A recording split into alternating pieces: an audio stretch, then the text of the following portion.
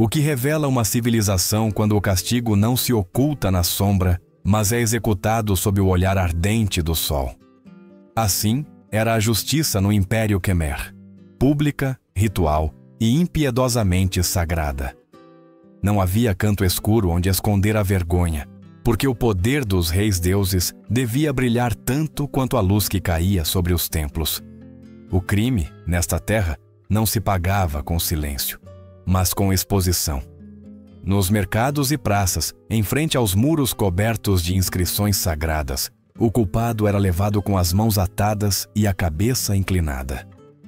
Não se tratava apenas de um castigo, era uma lição coletiva, um espetáculo de moralidade e obediência. Os monges, os comerciantes, os camponeses e as crianças observavam como o corpo do transgressor se convertia num exemplo vivo da ordem divina. A justiça Khmer começava ali, onde a vergonha ardia mais do que a dor. O acusado era obrigado a ajoelhar-se sob o sol tropical, sem sombra, sem água, sem consolo. Durante horas, às vezes dias, a sua pele rachava, a sua respiração tornava-se pesada e o suor misturava-se com o pó sagrado do templo. A exposição não era uma simples tortura física, era uma purificação ritual. Acreditava-se que o fogo do sol expulsava as impurezas da alma e que o sofrimento devolvia a harmonia quebrada pelo pecado. Mas a exposição não vinha sozinha. Enquanto o prisioneiro suportava o peso do calor, os guardas reais levantavam a vara de bambu, o instrumento preferido da correção. Os golpes caíam medidos, simbólicos, calculados com precisão. Nunca procuravam matar. O seu propósito era subjugar. As varas assobiavam no ar e desciam sobre as costas, as nádegas ou as coxas, zonas onde a dor era mais profunda, mas não mortal. Cada açoite era uma palavra do Estado, um lembrete de que a ordem divina não tolerava desvios. Os textos antigos narram que, ocasionalmente, os condenados eram obrigados a repetir os seus crimes em voz alta antes de receber cada golpe. Assim, a confissão unia-se ao castigo num mesmo ato de expiação. Os aldeões aplaudiam, os monges murmuravam orações e o sol, testemunha imparcial, seguia o seu curso no céu. Aqueles que sobreviviam a este ritual raramente voltavam a ser os mesmos. O corpo cicatrizava, mas a alma ficava marcada para sempre. Na cultura Khmer, a dignidade era inseparável do corpo. Mostrar a dor perante os outros equivalia a perder a honra. Por isso, o castigo sob o sol era mais devastador do que a prisão ou o chicote. Era um despojo de identidade. O indivíduo já não era visto como pessoa, mas como exemplo, uma advertência encarnada. Sob o olhar do rei, do clero e do povo, o castigado transformava-se em símbolo. E um símbolo, no império, valia mais do que uma vida. Os anciãos do templo diziam que este tipo de justiça, chamada sol e vara, provinha dos tempos em que os deuses ainda caminhavam entre os homens. Para eles, a dor não era vingança, mas equilíbrio.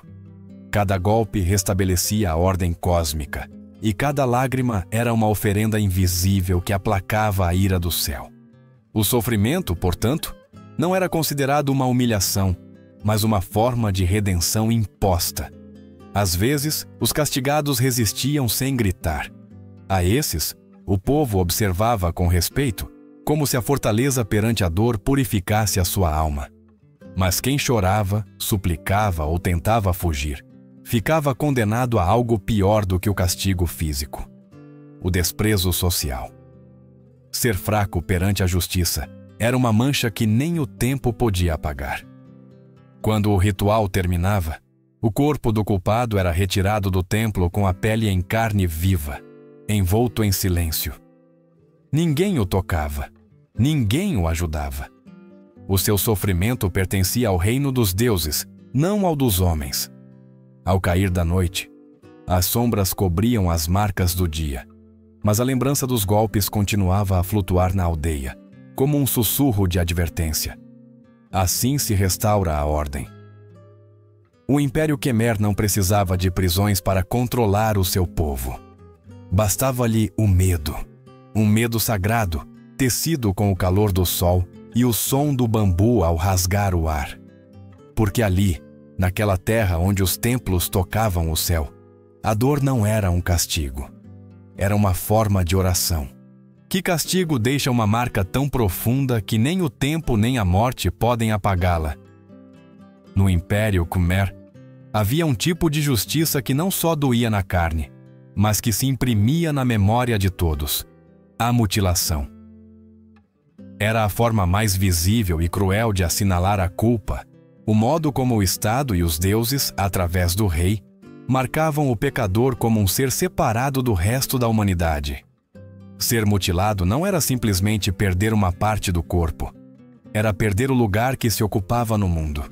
A mão que roubou, o olho que observou com luxúria, a língua que mentiu ou blasfemou. Cada parte tinha o seu próprio significado moral, e cada corte levava consigo um ensinamento. Nas praças, nos pátios do templo ou nos cruzamentos de caminhos, realizavam-se estes castigos perante a multidão. Não havia canto onde esconder a vergonha, porque a vergonha era o objetivo. As cerimônias seguiam uma ordem sagrada. Os guardas vestiam roupas rituais, os monges recitavam hinos e o ar cheiravam da incenso e medo. No meio do círculo de espectadores, o condenado ajoelhava-se. O seu delito era proclamado em voz alta por um funcionário, e o carrasco, seguindo as ordens da corte, executava-se a sentença com frieza. Não havia fúria nem gritos de ódio, apenas uma calma terrível. A calma daqueles que acreditam estar a cumprir a vontade divina. Zhou Daguan, o enviado chinês que visitou Angkor no final do século XIII, escreveu nas suas memórias: quando os ladrões são capturados, são açoitados. Se o crime é grave, cortam-lhes os dedos. Não há médico, a dor é para toda a vida. As suas palavras não eram exagero, mas reflexo fiel de uma cultura onde o sofrimento não terminava quando o corpo sangrava. No Império Khmer, o dor era uma prolongação da justiça. As mulheres recebiam castigos diferentes, carregados de um simbolismo cruel. Aquelas acusadas de adultério, traição ou difamação eram submetidas a humilhações públicas, a cabeça rapada, o rosto marcado com facas, o corpo exposto perante todos. Não só se castigava o ato, mas a própria feminilidade, a honra que devia representar a pureza da casa.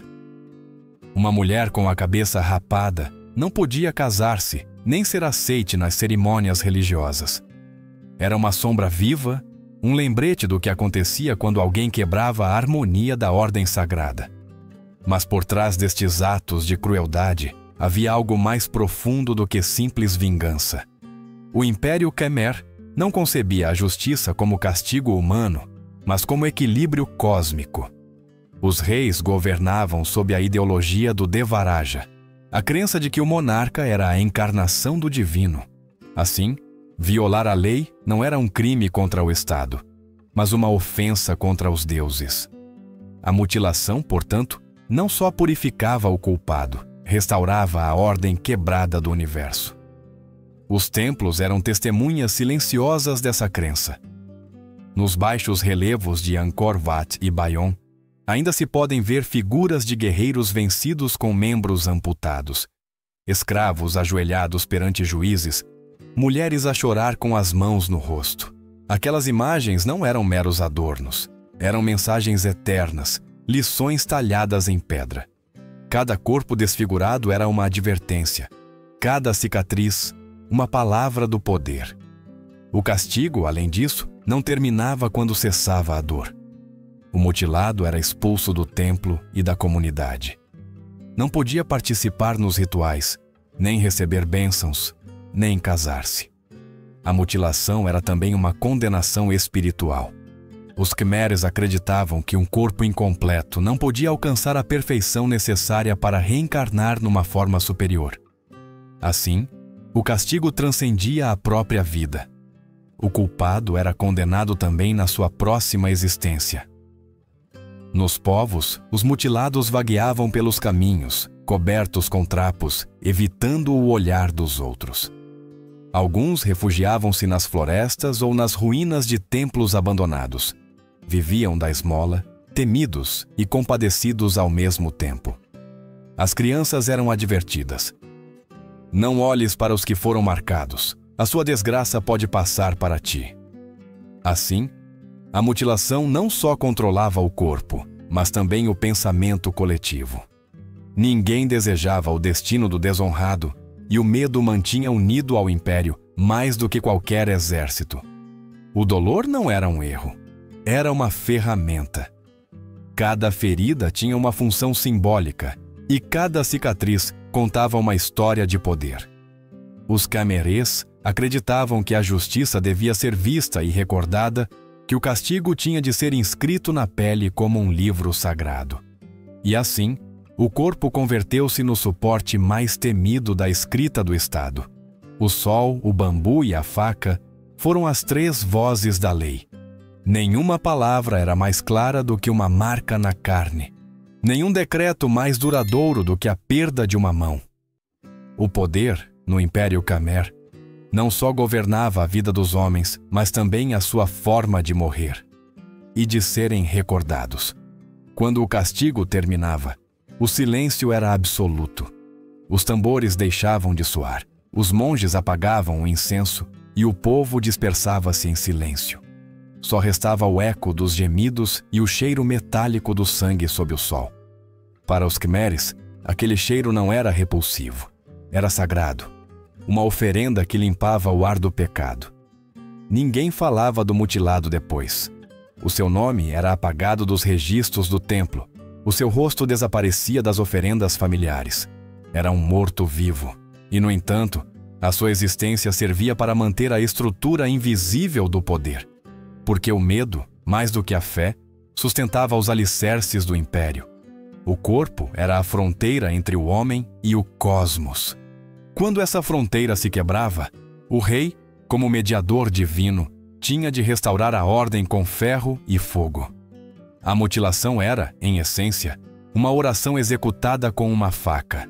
Nem todos os culpados eram castigados com o chicote ou com a faca. Alguns sofriam um destino mais silencioso, mais cruel do que a dor física: o esquecimento. No Império Khmer, ser deserdado era morrer sem morrer.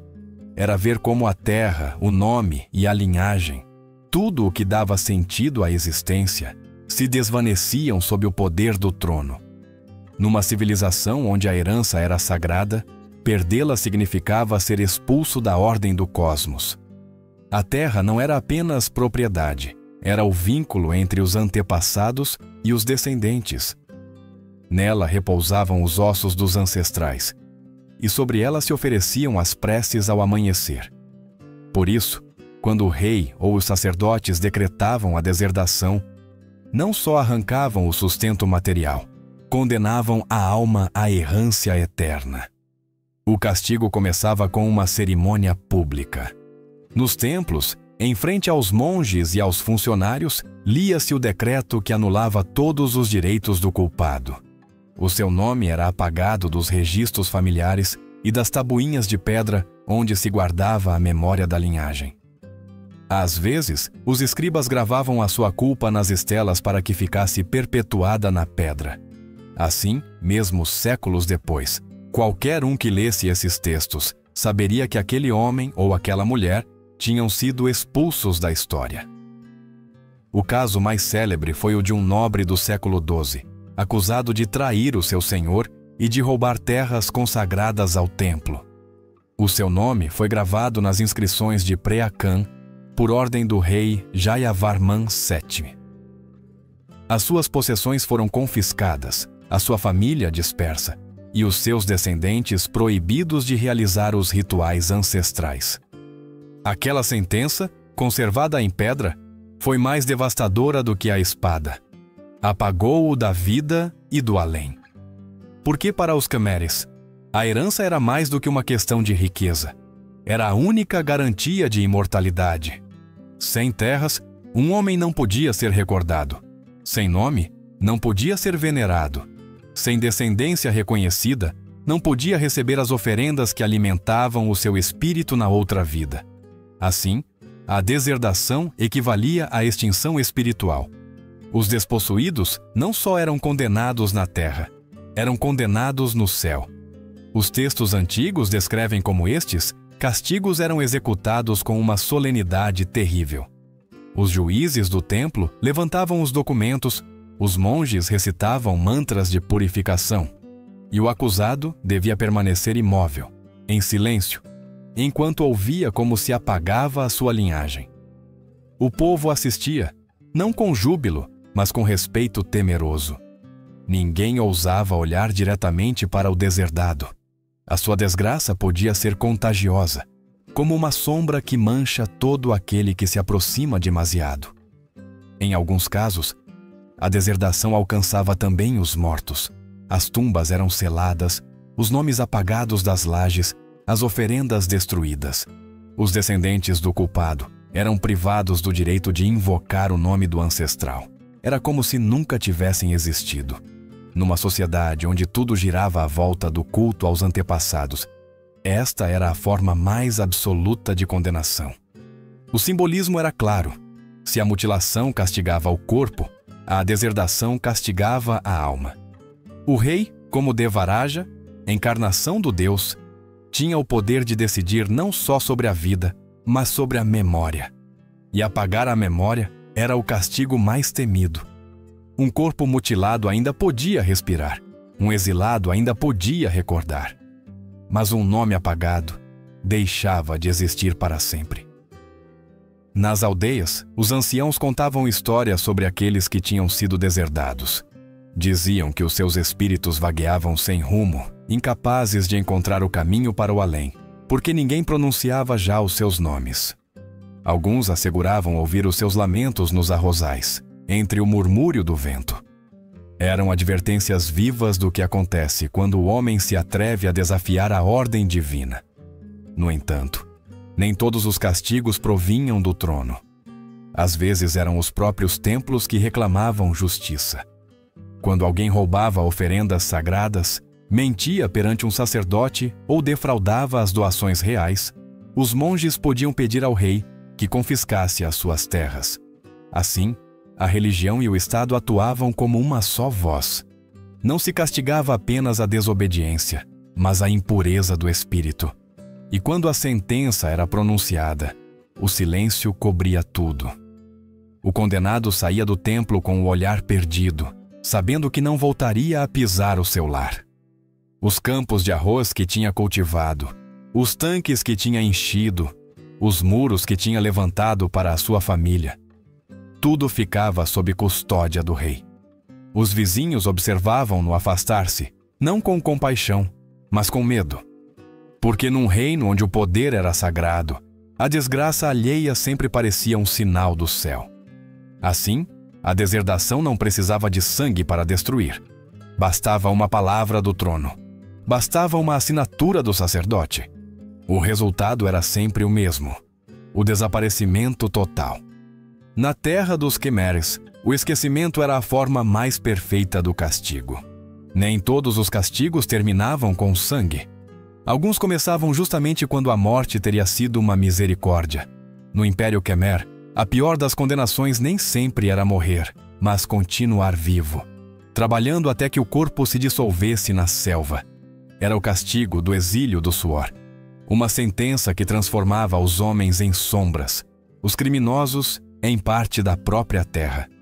Os que não eram executados nem mutilados, aqueles cuja culpa merecia sofrimento prolongado, eram enviados para longe, para além dos muros de Angkor, para as selvas que respiravam como monstros verdes. Ali não havia juízes, nem templos, nem cânticos.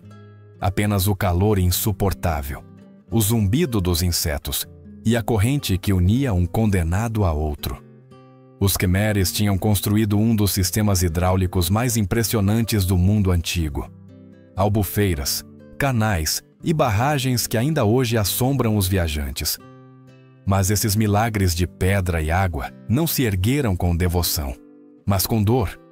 Por trás de cada pedra talhada em Taprom ou Preacan, Havia mãos atadas, costas abertas, corpos febris sob o sol. Milhares de convictos, prisioneiros de guerra e camponeses castigados foram condenados a manter o pulso do império através do trabalho forçado. Os registros da época mencionam que muitos eram enviados para as margens do Barai Ocidental, um lago artificial que cobria mais de 16 quilômetros quadrados.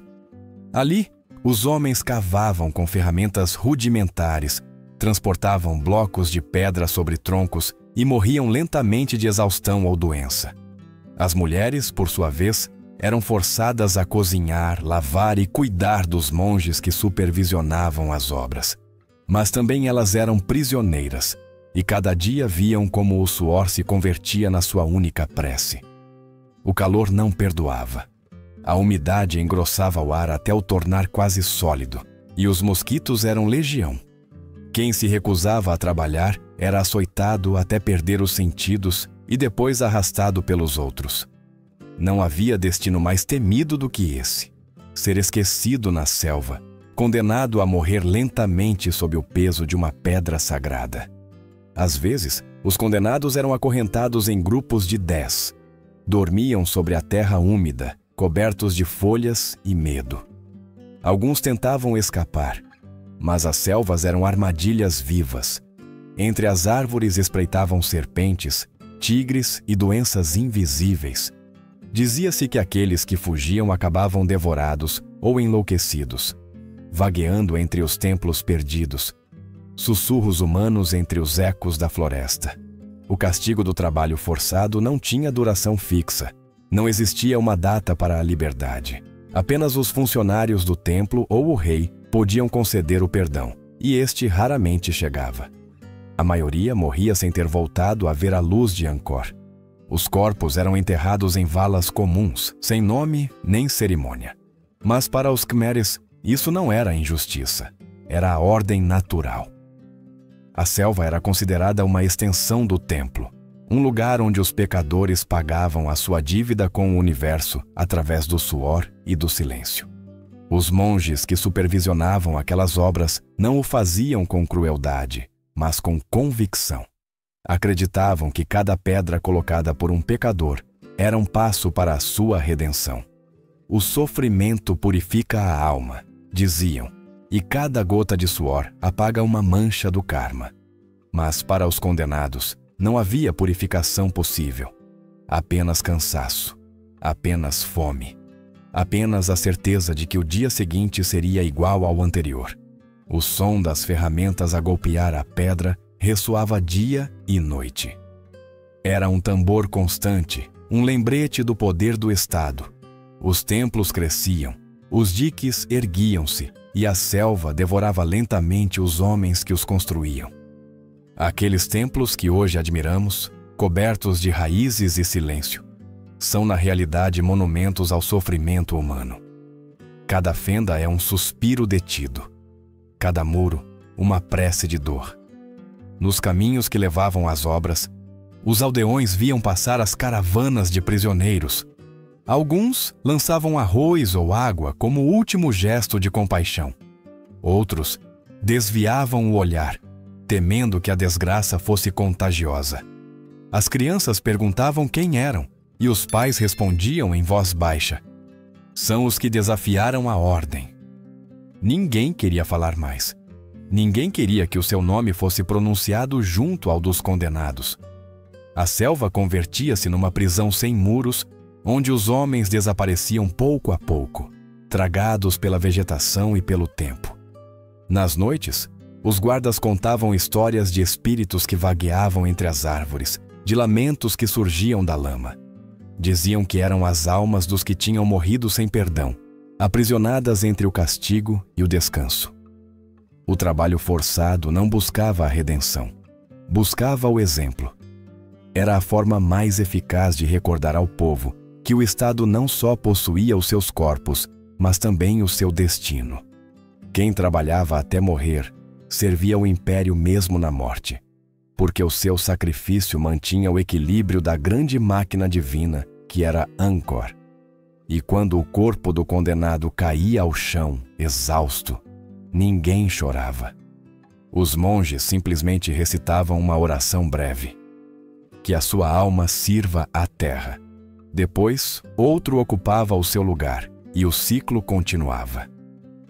Às vezes penso, escreve o cronista, que os templos não foram levantados por arquitetos, mas pelo sofrimento. Que a água que corre pelos canais não é chuva, mas lágrimas dos que nunca regressaram. E que o verdadeiro preço da grandeza dos quimeres não está talhado em pedra, mas escrito na carne dos esquecidos. Nem todos os castigos terminavam com sangue. Alguns começavam justamente quando a morte teria sido uma misericórdia. No Império Quimer, a pior das condenações nem sempre era morrer, mas continuar vivo, trabalhando até que o corpo se dissolvesse na selva. Era o castigo do exílio do suor. Uma sentença que transformava os homens em sombras, os criminosos em parte da própria terra. Os que não eram executados nem mutilados, aqueles cuja culpa merecia sofrimento prolongado, eram enviados para longe, para além dos muros de Angkor, para selvas que respiravam como monstros verdes. Ali não havia juízes, nem templos, nem cânticos. Apenas o calor insuportável, o zumbido dos insetos e a corrente que unia um condenado a outro. Os quimeres tinham construído um dos sistemas hidráulicos mais impressionantes do mundo antigo. Albufeiras, canais e barragens que ainda hoje assombram os viajantes. Mas esses milagres de pedra e água não se ergueram com devoção, mas com dor. Por trás de cada pedra talhada em Taprom ou Preakan, havia mãos atadas, costas abertas, corpos febris sob o sol. Milhares de convictos, prisioneiros de guerra e camponeses castigados foram condenados a manter o pulso do império através do trabalho forçado. Os registros da época mencionam que muitos eram enviados para as margens do Barai Ocidental, um lago artificial que cobria mais de 16 quilômetros quadrados. Ali, os homens cavavam com ferramentas rudimentares, transportavam blocos de pedra sobre troncos e morriam lentamente de exaustão ou doença. As mulheres, por sua vez, eram forçadas a cozinhar, lavar e cuidar dos monges que supervisionavam as obras. Mas também elas eram prisioneiras e cada dia viam como o suor se convertia na sua única prece. O calor não perdoava. A umidade engrossava o ar até o tornar quase sólido, e os mosquitos eram legião. Quem se recusava a trabalhar era açoitado até perder os sentidos e depois arrastado pelos outros. Não havia destino mais temido do que esse: ser esquecido na selva, condenado a morrer lentamente sob o peso de uma pedra sagrada. Às vezes, os condenados eram acorrentados em grupos de 10. Dormiam sobre a terra úmida, cobertos de folhas e medo. Alguns tentavam escapar, mas as selvas eram armadilhas vivas. Entre as árvores espreitavam serpentes, tigres e doenças invisíveis. Dizia-se que aqueles que fugiam acabavam devorados ou enlouquecidos, vagueando entre os templos perdidos, sussurros humanos entre os ecos da floresta. O castigo do trabalho forçado não tinha duração fixa. Não existia uma data para lhe dar a liberdade. Apenas os funcionários do templo ou o rei podiam conceder o perdão, e este raramente chegava. A maioria morria sem ter voltado a ver a luz de Angkor. Os corpos eram enterrados em valas comuns, sem nome nem cerimônia. Mas para os quimeres, isso não era injustiça, era a ordem natural. A selva era considerada uma extensão do templo, um lugar onde os pecadores pagavam a sua dívida com o universo através do suor e do silêncio. Os monges que supervisionavam aquelas obras não o faziam com crueldade, mas com convicção. Acreditavam que cada pedra colocada por um pecador era um passo para a sua redenção. O sofrimento purifica a alma, diziam, e cada gota de suor apaga uma mancha do karma. Mas para os condenados não havia purificação possível. Apenas cansaço, apenas fome, apenas a certeza de que o dia seguinte seria igual ao anterior. O som das ferramentas a golpear a pedra ressoava dia e noite. Era um tambor constante, um lembrete do poder do Estado. Os templos cresciam, os diques erguiam-se e a selva devorava lentamente os homens que os construíam. Aqueles templos que hoje admiramos, cobertos de raízes e silêncio, são na realidade monumentos ao sofrimento humano. Cada fenda é um suspiro detido, cada muro, uma prece de dor. Nos caminhos que levavam às obras, os aldeões viam passar as caravanas de prisioneiros. Alguns lançavam arroz ou água como último gesto de compaixão. Outros desviavam o olhar, temendo que a desgraça fosse contagiosa. As crianças perguntavam quem eram, e os pais respondiam em voz baixa: "São os que desafiaram a ordem." Ninguém queria falar mais. Ninguém queria que o seu nome fosse pronunciado junto ao dos condenados. A selva convertia-se numa prisão sem muros, onde os homens desapareciam pouco a pouco, tragados pela vegetação e pelo tempo. Nas noites, os guardas contavam histórias de espíritos que vagueavam entre as árvores, de lamentos que surgiam da lama. Diziam que eram as almas dos que tinham morrido sem perdão, aprisionadas entre o castigo e o descanso. O trabalho forçado não buscava a redenção, buscava o exemplo. Era a forma mais eficaz de recordar ao povo que o Estado não só possuía os seus corpos, mas também o seu destino. Quem trabalhava até morrer servia o império mesmo na morte, porque o seu sacrifício mantinha o equilíbrio da grande máquina divina que era Angkor. E quando o corpo do condenado caía ao chão, exausto, ninguém chorava. Os monges simplesmente recitavam uma oração breve: "Que a sua alma sirva à terra." Depois, outro ocupava o seu lugar, e o ciclo continuava. "Às vezes penso", escreve o cronista, "que os templos não foram levantados por arquitetos, mas pelo sofrimento. Que a água que corre pelos canais não é chuva, mas lágrimas dos que nunca regressaram. E que o verdadeiro preço da grandeza dos quimeres não está talhado em pedra, mas escrito na carne dos esquecidos. Durante séculos, o Império Quimer edificou templos que desafiaram o tempo, barragens que domesticaram os rios e palácios que roçavam o céu. Mas para além das pedras, para além dos muros cobertos de musgo, a verdadeira obra-prima do poder foi o corpo humano. O corpo convertido em escrita. Nele, os reis gravaram os seus decretos, os sacerdotes inscreveram os seus dogmas e o povo aprendeu, através da dor, a forma visível da ordem. A justiça Khmer não se baseava na redenção, mas no equilíbrio. O delito quebrava a harmonia do universo, e o castigo era o cinzel que devolvia a forma correta ao mundo. Cada ferida, cada golpe, cada mutilação era uma linha escrita na carne que recordava ao cosmos que nada ficava impune. Para o povo, sofrer era pagar. Para o Estado, castigar era curar. E assim, o sangue converteu-se na tinta sagrada de um império que acreditava governar por mandato divino. Nos templos, os relevos ainda falam em silêncio. Os muros mostram guerreiros derrotados com membros amputados, camponeses açoitados pelo sol, monges que observam sem pestanejar enquanto se executa a justiça. Nada nessas imagens é casual. Tudo é mensagem. A pedra não só imortaliza a grandeza dos reis, mas também a obediência que exigiam. Cada linha talhada no muro é um lembrete. A vida do homem pertence à ordem, e a ordem pertence ao trono. Mas a verdadeira ironia do poder Khmer foi que, enquanto a sua justiça se erguia sobre o dor humana, também se sustentava sobre uma profunda crença espiritual. O sofrimento, diziam os sábios, purifica. A dor não destrói, transforma. Quem sofre pelas suas faltas renasce mais perto da perfeição. Assim, até o castigo mais cruel se envolvia na linguagem da salvação. Ninguém era torturado sem razão. Todo ato de violência devia justificar-se com a promessa de equilíbrio divino.